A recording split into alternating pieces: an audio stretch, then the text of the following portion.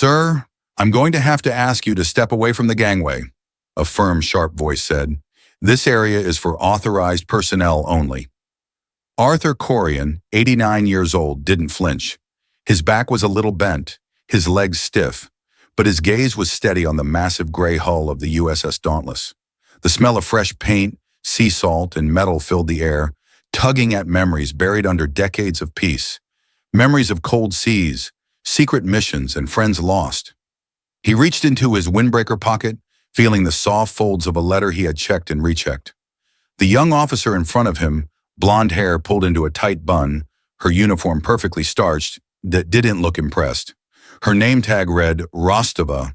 Her posture radiated authority, her eyes sharp and calculating, studied Arthur as though he were a problem she needed to contain.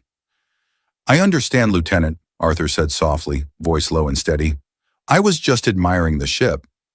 Rostova's lips pressed into a thin line. She gestured to a distant, roped-off section of the pier. Admire it from the public viewing area. This quarterdeck is restricted. No one gets here without clearance. Arthur slowly pulled the letter from his pocket. I have an invitation. Rostova glanced at it, her eyes scanning quickly. A form letter, thanking you for your service. That doesn't grant you access to an active ship during commissioning. She handed it back, her fingers brushing his coat like it might be dangerous. The small crowd nearby had begun to notice. Families of crew members, local dignitaries, and naval enthusiasts craned their necks, curious. Phones were lifted, murmurs spreading. Arthur could feel their attention, but he wasn't here for recognition. He was here because history had called. Rostova's eyes fell on a patch on his windbreaker, a faded, frayed circle with a silver trident piercing a storm cloud. And what's this? She asked, tapping it with her finger. Her voice carried a faint note of mockery. A souvenir from a reunion or a VFW post? Arthur's mind flashed to another time. The roar of engines over freezing waves, the panic on a boy's face, his own young hands gripping a jacket in the icy spray. The memory passed quickly, leaving him calm and grounded. He looked at Rostova, not with anger, but with quiet, deep disappointment. The ensign beside her shifted uncomfortably. Lieutenant, maybe we should call the CO's office. Just to check? Rostova's voice sharpened. I am the officer of the deck. I am responsible for the safety of this ship. I will not tie up the captain's schedule because an old man thinks he belongs here. Arthur nodded. I understand, but I assure you, I am not here by mistake. The tension thickened. The crowd went silent. A quiet drama was unfolding. An old man with decades of courage facing a young officer armed with rules and certainty. Arthur wasn't just a visitor.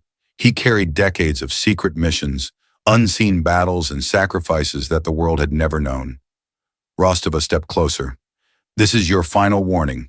Return to the public area, or I'll have the master-at-arms escort you from the pier. Arthur straightened as much as his old body would allow. I will return if I must, Lieutenant, but not before I see the ship I have been asked to honor. Rostova's eyes flicked again to the patch. The faint smirk on her lips only fueled Arthur's memory. The icy sea, the thunder of engines, the spray of salt water, the fear, the weight of responsibility, the lives of friends hanging in the balance. He looked at her calmly. Lieutenant, you cannot understand this. Not yet. Across the crowd, a figure moved with quiet urgency. Chief Petty Officer Miller, a seasoned sailor with decades of experience, recognized something in Arthur's presence. The patience, the calm, the authority in his eyes. It wasn't the frailty of age. Miller didn't hesitate. Pulling his phone from his pocket, he dialed the Admiral's flag aide. Get the Admiral down here, Miller said quietly, shielding the call. There's a situation at the quarterdeck. Lieutenant Rostova is about to detain a civilian. Patch, silver trident, storm cloud. This isn't just a civilian. On the bridge, Rear Admiral Thompson listened to the flag aide. A civilian? He frowned. But when the patch was described, his expression changed instantly. His hand moved to a laptop, typing codes few knew. An image appeared. Operation Sea Serpent. The patch was unmistakable, linked to a secret mission from decades ago. Thompson's face turned pale. Orders barked. The captain, executive officer, and senior staff were summoned. We moved to the quarterdeck, now.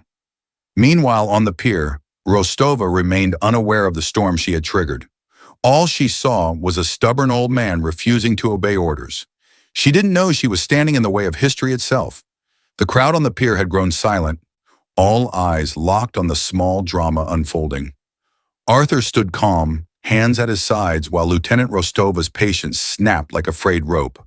Her voice was firm, sharp, carrying over the hushed murmurs of the onlookers.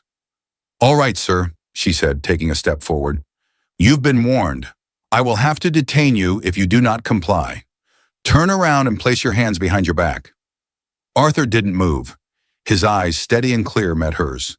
There was no anger, no fear, only the quiet weight of a man who had survived more than anyone here could imagine. "Lieutenant, I am not resisting, but I am also not mistaken. I was invited here. I am supposed to be on this ship." Rostova's eyes narrowed.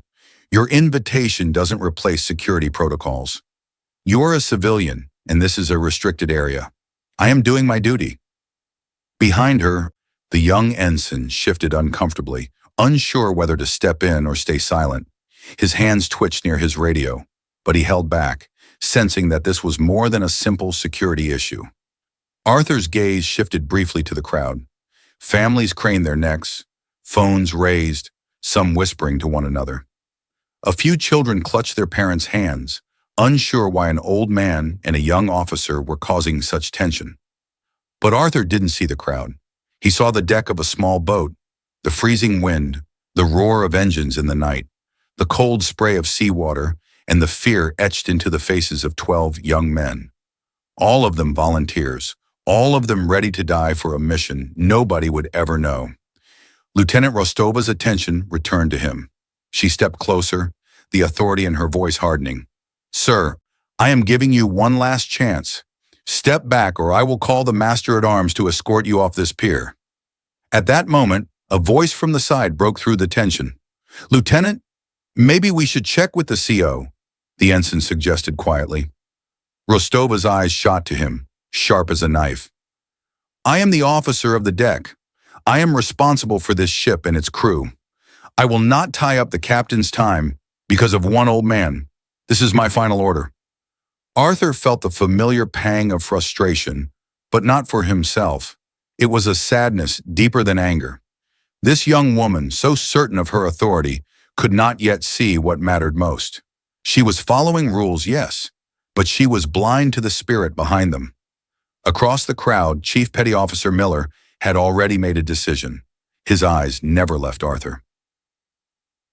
There was something in this man's bearing that screamed of command, of courage, of history lived quietly.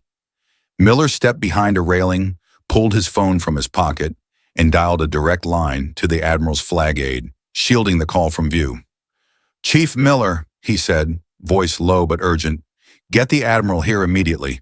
Lieutenant Rostova is about to detain a civilian, but this isn't just anyone. Silver trident piercing a storm cloud. You need the Admiral on the pier now." On the bridge, Rear Admiral Thompson paused mid-conversation with his staff as the call came through. "A civilian?"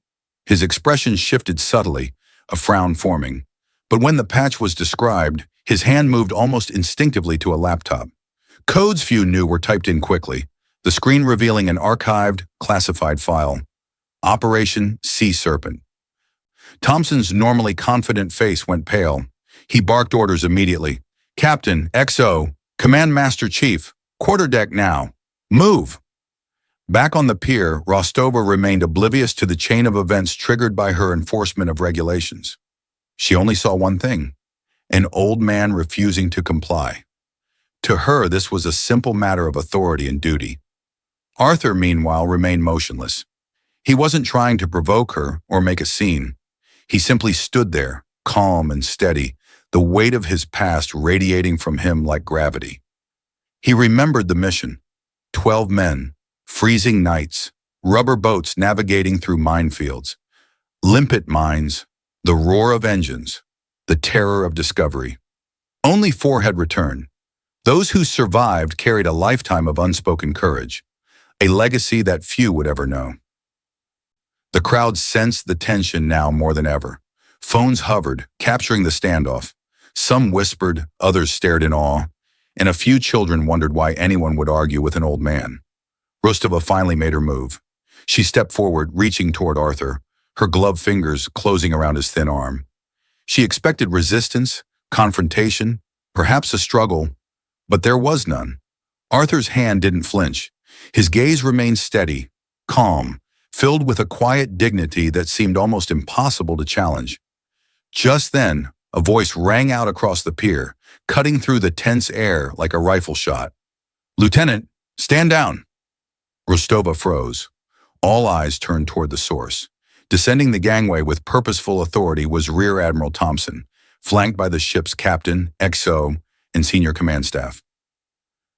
They weren't walking. They were moving with the weight of history behind them. The metallic thud of their polished shoes on the steel ramp commanded attention. The young officer's face went pale, her mind struggling to process the sudden arrival. The Admiral didn't even glance at her. His eyes were locked on Arthur Corrian. With deliberate steps, he closed the distance, moving through the parting crowd like a force of nature. Stopping just a pace from Arthur, Thompson's gaze softened, his face showing awe and respect. He raised a crisp salute, the kind honed over decades of service. "Mr. Corrian," he said, voice thick with emotion yet carrying across the silent pier. "It is an honor, sir." The crowd gasped, phones still recording, now capturing reverence instead of conflict. Officers around the Admiral snapped to attention, saluting. The weight of history, courage, and sacrifice filled the air, turning the scene into something extraordinary. Arthur looked past the Admiral to the mortified young lieutenant, his expression gentle. There was no anger, only understanding. He had survived oceans of fear, storms, and missions few would know. This moment was just another lesson in patience and courage, though its lesson would be taught to those around him in a way Rostova would never forget. The pier was silent now. Every eye was on Arthur Corrian as the Admiral approached. The officers behind Thompson snapped to attention, their polished shoes clicking against the steel. Rostova stood frozen, her hands still midair, unable to comprehend the sudden arrival of the Admiral and his command team. Thompson stopped one pace in front of Arthur. He lowered his voice, but it carried across the crowd. "Mr. Corrian," he said, his eyes locked on the old man. "It is an honor, sir." Arthur nodded slightly, the faintest smile on his lips. The years hadn't dulled the memory of missions that had demanded everything from him and his comrades. He had lived through impossible nights, and now, after decades of silence, the Navy itself was acknowledging a secret that had never been told. The Admiral raised a hand, signaling to his staff. "Everyone, attention!" The crowd of civilians, families, and naval enthusiasts instinctively fell silent. Phones were lowered, mouths closed. Even Rostova found herself holding her breath, the reality of the moment pressing down on her like the hull of a ship. "The man before you," Thompson continued, "is not just a veteran. He is the last surviving member of Operation Sea Serpent. During the Korean War, 12 men were sent on a secret mission to stop enemy cruisers from ambushing a U.S. carrier group at Wonsan Harbor. The mission was so classified that the world believed they were lost in a training accident. Only 4 returned, including this man, then Ensign Arthur Corrian. Arthur's eyes softened as he recalled the mission. The freezing wind, the churning waves, the small rubber boats moving silently through the night. Every sound had been amplified. The clink of gear, the slap of water against the hull, the distant hum of enemy patrol boats. His teammates had fought and died in silence, their bravery unrecognized for decades. Thompson's voice carried on, steady and commanding. The patch on his jacket, the silver trident breaking through a storm cloud, represents that mission. Those 12 men saved the lives of over 5,000 American sailors. Their courage went unrecognized until now. And this man, Mr. Corrian, led that mission. The crowd was stunned. Families whispered among themselves, their earlier curiosity turning to awe. Officers who had been tense moments ago now stood rigid with respect. Even Rostova's mind struggled to process what she was hearing. The authority she had relied on suddenly seemed fragile, secondary to the weight of history embodied in the man before her. The Admiral turned to her, his eyes ice-sharp. Lieutenant Rostova, you are responsible for enforcing regulations. But regulations are not the same as judgment. Today you treated a man of extraordinary courage as a problem. You failed to see history standing before you. Rostova swallowed hard, her cheeks flushing with embarrassment. She straightened, hands clasped nervously behind her back. Yes, sir, she said softly. Her earlier certainty had crumbled, replaced by the realization of her own blindness. Thompson's gaze returned to Arthur. Sir, on behalf of the United States Navy, I apologize for the disrespect you were shown. Arthur raised a hand gently, stopping him. Admiral, he said, his voice calm and kind. The uniform changes, the ships get bigger, the weapons get smarter, but the sea is still cold, and the fear is the same. She was doing her job, maybe a little too well. Let her learn. The best lessons are always the hard ones. I should know. For a moment, silence enveloped the pier. Then the Admiral lowered his hand, giving a small nod of respect. Arthur felt the weight of decades lift slightly. The recognition wasn't for medals or ceremonies. It was for truth finally seen, for courage finally honored. Rostova's shoulders slumped. She looked at Arthur, realizing the depth of the mistake she had made. She saw not just an old man, but a living legend, a hero who had carried secrets and danger silently for decades. There was awe in her eyes and humility too, as she finally understood what true service and courage meant. Arthur turned to the crowd, his gentle gaze sweeping over the families, officers, and onlookers. Courage isn't always loud, he said softly. It doesn't ask for recognition, but it leaves its mark on everyone it touches. Never forget that. The Admiral stepped back slightly, letting the gravity of the moment settle over the pier. Phones captured the final scene. Arthur Corrian standing tall, the Admiral saluting him, officers snapping to attention, and Rostova watching, humbled and changed. Chief Miller, standing to the side, allowed himself a small smile. He had recognized the signs in Arthur the moment he stepped onto the pier, and now the rest of the world, or at least this small corner of it, could see too. Arthur glanced at the young lieutenant. Lieutenant Rostova, he said quietly, the sea teaches patience, courage, and respect. Today you got a small lesson. She nodded silently, her mind replaying every moment of the encounter, understanding now what she had missed before. The Admiral finally turned back to his staff, the ceremony forgotten for a moment as history had spoken. The tension on the pier melted into a wave of respect and quiet awe. Arthur had come as a guest of honor, but he left as a reminder of the cost of courage, the weight of duty, and the quiet heroes who walk among us every day. The crowd began to murmur, whispers turning into applause. Phones captured the moment not as scandal, but as tribute. Arthur gave a slight nod, acknowledging the recognition without pride, his eyes already distant, recalling comrades lost in missions accomplished. For Lieutenant Rostova, the encounter was transformative.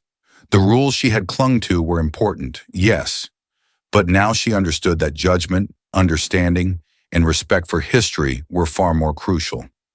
She would carry this lesson with her for the rest of her career, a reminder of the human lives behind every uniform, every rule, and every mission. Weeks passed after the unforgettable day on the pier. The story of Arthur Corrian and the USS Dauntless quietly became a legend on the base. Officers and sailors spoke of the old man who had been mistaken for a civilian, but turned out to be a hero whose deeds had been hidden for decades. Lieutenant Rostova, once rigid and certain, had been reassigned by Admiral Thompson to lead a new training program focusing on naval heritage and veteran relations, a challenge meant to teach her judgment, respect, and humility. It was known wryly among the crew as the Rostova Mandate. Arthur, however, returned to his quiet routine. He spent his days at the local VFW post sipping black coffee, surrounded by the familiar smell of old wood, stale beer, and camaraderie. It was peaceful, far from the clamoring pier and flashing cameras. Yet, the memory of the commissioning ceremony lingered, an unexpected mix of honor, awkward confrontation, and finally recognition. One rainy afternoon, the door of the VFW creaked open, letting in a sliver of gray light. Arthur looked up from his cup. Standing there was Eva Rostova, no uniform, no insignia, just a young woman who had once challenged him without knowing the history she faced. Her hands clutched a thick hardcover book, The Complete History of Naval Special Warfare. "Mr. Corrian," she said quietly, her voice hesitant, almost shy. Arthur smiled, warmth in his eyes. "Please, call me Art." Eva took a small step forward, placing the book on the table. "I was wondering, would you sign this for me?" Arthur gestured to the empty chair across from him. "I'd be honored, but sit, have a cup of coffee first." She hesitated, then sat, her movements careful, uncertain. Arthur opened the book to the chapter on the underwater demolition teams in Korea, and instead of signing his name on the title page, wrote a personal note in the margin. "For Eva, never forget the sailors, not just the ships. Art Corrian." He handed the book back to her. She blinked, touched by the simplicity and depth of his words. I wanted to apologize again," she stammered. Arthur waved his hand gently. "You have, and more importantly, you've learned. That's better than any apology." They sat together, rain tapping against the windows, sharing stories. Arthur spoke of his friend Danny, a terrified but brilliant radio man from Ohio, and the countless nights in freezing waters, missions that tested courage, patience, and the human spirit. Eva listened, absorbing not just the facts, but the heart behind them. In that quiet room, a lesson passed from one generation to another. Arthur had taught restraint, humility, and the weight of courage, while Eva had learned to look beyond rules and see the human soul behind the uniform. Heroes like Arthur Corrian often walk unnoticed, their courage hidden beneath ordinary lives. But their stories, when finally told, leave ripples, teaching, inspiring, and reminding all who hear them what it truly means to be dauntless. The VFW was quiet once more. Outside, the rain eased. Inside, an old man and a young officer shared a simple coffee, a book, and a moment that bridged decades, wars, and generations. A small but profound testament to courage, respect, and the enduring lessons of history.